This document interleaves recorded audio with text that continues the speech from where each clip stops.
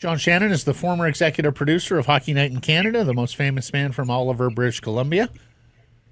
And he joins us on Tuesdays. John, how are you? I'm great, boys. I'm great. Great time in downtown Toronto last night at the Hall of Fame. Just a spectacular night, which is a broken record for me. I say it every year. So. Mm-hmm. What grabbed your attention last night? Who stole the show? Oh, I think two guys stole the show for me, on opposite ends of the spectrum. And one was Shea Weber, who was as straightforward and professional and classic as I remember him as a player and as a person. And then Jeremy Roenick. Jeremy Roenick's speech last night was everything that we anticipated and more. You know, they put him at the end of the program, guys, because they were concerned how long he was going, or rather going to go. Uh-huh. And then he did not disappoint. It certainly sounds like he's turned a new leaf in his life, which is great to see. And hopefully we'll see Jeremy Roenick back in the National Hockey League or with an NHL team at some point in the near future. He seemed angry in recent years. Was it about this, do you think? How much do you think this sort of completes the circle for him? Well, I think this completes a circle for him, Blake. I think he was more angered with the fact that the way he got knocked off his pedestal at NBC with some comments that he made on Spit and Chicklets. And that we were a very woke society at the point, and yet other people were on other platforms saying things much worse than him, and they weren't being punished and still had jobs within the NHL. So I think that was a bigger part of it than anything else. He's tried to mend bridges. I think last night was a big part of that, and perhaps we're going to see him hopefully. And my gut says in and around the Blackhawks in the near future, which would be a great thing for Jeremy and a great thing for the franchise. And speaking of the Hall of Fame, changes to the selection committee here, where Ron Francis elevates his chair, replacing Mike Gardner. John, you've been a critic in the past, saying that the selection committee in the Hall needs more transparency going forward. What do you make of today's changes and the possibility of more transparency in the process going forward? Well, the two new add-ons, Jerome McGinley and Eddie Olczyk, I have a tremendous amount of respect for. I know they will hopefully add quality opinion and voting to the Hall. But I don't see, and certainly there was no discussion to the people I talked to last night, I don't see any change in the protocol of how a player gets nominated, how a player gets voted on, and who gets into the Hall of Fame and who doesn't. And I think that's far above what Jerome and Eddie would stand for, Ron Francis. I think it's more on Mike Gardner and then the board of the Hall to change that transparency, and I think it's important. I think there would be, nobody can dispute the 7 people that went into the Hall of Fame last night. And for the most part, can't dispute most of the people that go into the Hall. I do think it's important for people, particularly in 2024, when there's so much more transparency in everyday life, that we understand the process more. And perhaps there's a dialogue to begin, and over the next few years, we can see that change. There's still omissions, guys. There are still omissions of people who aren't in the Hall, and we don't understand why. The top of that list for me, again, a broken record, is Alexander Mogilny, who I believe should be in the Hockey Hall of Fame. Particularly when, we do, in the world of hockey, we do comparables. And we're negotiating contracts, we do comparables. I think Alexander Mogilny and Joe Nieuwendyk are comparables.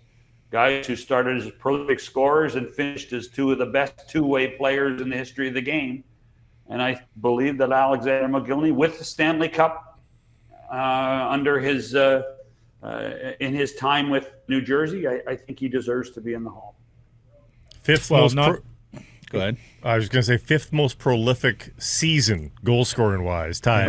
For Alex Well, and Not to mention pioneer, trailblazer. I mean, the defection story and the cover of, the Moscow Net, like, it's just incredible. Rule, can you tell the story of the game without that guy? You need that story in there. I think you need to have the Mogilny story to tell the history of the game, certainly the history of the Russian player. I really don't believe that he's been given the respect, not just at the Hall. I don't believe he's been given the respect in the game that he deserves. In the 100th year of the NHL, they did who are the top 100 players of all time. Alex was not on the ballot. I was one of the 67 voters of that group. I did the write-in. I believe so much in Alex Mogilny, and I do think that it's a classic scenario where he didn't. Up until the end of his career, he did not play in a high-profile market or markets, and did not get near the respect he deserved. Yeah, I think it's beyond that because, Vancouver, Buffalo, which is a great U.S. hockey market. I know it's not and then Jersey had a lot of profile when he played there. I mean, they were winning cups, and then Toronto. I know he could be. I had a great relationship with him and spoke to him often when I covered the Leafs and he was playing there. But I know that wasn't the case for many. Well, and I know he's not very interested in doing a lot of media these days. We know we've reached out on all of this, and he's certainly not going to lobby and make his own case. So the thing, and Matt, you will recall this, that what Alex liked was good questions. Mm-hmm. If you asked him a stupid question, he would look at you and almost tell you with his eyes that it was a stupid question. And so he loved intelligent conversation. I'm sure loves intelligent conversation. So I don't see that as a factor in all of this. I really don't. Okay. This is, there's something amiss that we don't know about why he can't get in. And I just don't know what it is at this point. And I have whined enough about it for the last 5 years that people now roll their eyes when I bring his name. Why aren't you on this committee? Damn it! Well, why aren't they asking you, John? Have you ever served on it? Probably because I want transparency. We can't let Shannon in. He'll blabbing to the media about everything. What kind of some of my best friends have been on this committee, and I have given it to them at times, and they have actually come to me for counsel as well. So I've had my say and had my piece, and I'm comfortable where I am in this process. But it's one of those ones where if you sign up and get put on the committee, you agree and sign an NDA, and that would be difficult to do. How have you come to terms with the fact that in a few years' time we will be celebrating the induction of the all-time leading goal scorer in National Hockey League history? We haven't talked about this at all this season, but it's pretty clear Alex Ovechkin is going to do it, isn't it? Oh yeah, and the one thing to remember too, and I have mentioned this on a couple of other shows, is that while the top 85 or 90 players are playing in Boston and Montreal during the Four Nations face-off, Alex will have a rest. Alex will have 2 weeks off to refuel and replenish, and probably be heartier than ever when he comes back after the tournament in order to try to beat Wayne's mark of 894 before the season's over. He might need 10 more after that tournament or something like that, and he'll have a full gas tank to do so. Who knows? Yeah, well, the whole gas tank thing to me is key. He will be closer to full health. No NHL players in full health after the 15th of January. We know that. But this break will give him an opportunity to replenish that and be in much better shape before the regular season ends. Well, we can only hope he shreds an ACL and ends his career because, quite frankly, I think a Putin propagandist holding this record over Wayne Gretzky would be a very sad day for hockey. Yeah. Well, it's going to happen. Well, I know. Listen, we can, unfortunately, the politics do play a part, I think, at some point. But you know what? This is, Russian hockey players are not the only Russian nationals involved in business in North America. And so if you're going to do that, where do you draw the line, Matty? That's a tough line to draw. Yeah. Well, I'm struck by the juxtaposition in this conversation of a guy who fled Russia because he didn't believe in that You're way of right, life to celebrating a guy who has been the no, it's true. banner waver of Team Putin internationally. Or how about the whole concept in the last 7 days of people criticizing Wayne Gretzky for siding on Mr. Trump's side, but now supporting Alex Ovechkin? I mean, think about it. I mean, to me, it makes no sense at all. Yeah. Well, yeah. Strange overlaps. Yeah, strange overlaps. Very strange overlaps. And I do think Wayne Gretzky lost him some fans this week. Talk to me about the Canucks minus Brock Besser. It sounds like he's going to be out a while here, John. How much would you worry for the Canucks in their goal scoring without Besser? Well, you certainly have to be concerned with a bit of what the offensive prowess of this hockey club was or is. At the same time, it appears that our friend Mr. Pettersson is starting to play a little better. Jake DeBrusk is now playing better. So it's not as if you're going to go with 0 goals from that position. Whoever ends up playing in Brock's position will score 1 or 2. And the injuries of any sort are hardly something to be positive about. But if it's going to happen, it's better to happen now than in March. And so this team, it's funny, I think there's a lot of concern about the hockey club, and they look at their record in the 13 games with only 3 regulation losses, and you say, hey, they're in pretty good shape. Joshua's coming back eventually. Demko's coming back eventually. So I think there are many more things just to saying, hey, stay the course, than there is to be overly concerned with what happens to Brock Besser. He will be back. And it will come again at a point where he will be healthier, or as healthy as can be under the circumstances. They had so much good luck last year with regards to injuries as well. People were like, "Oh, what's going to happen when they have a normal season of injuries?" Well, I think we're seeing that, and you're right. For now, at least, they are 7-3-3, which is palatable.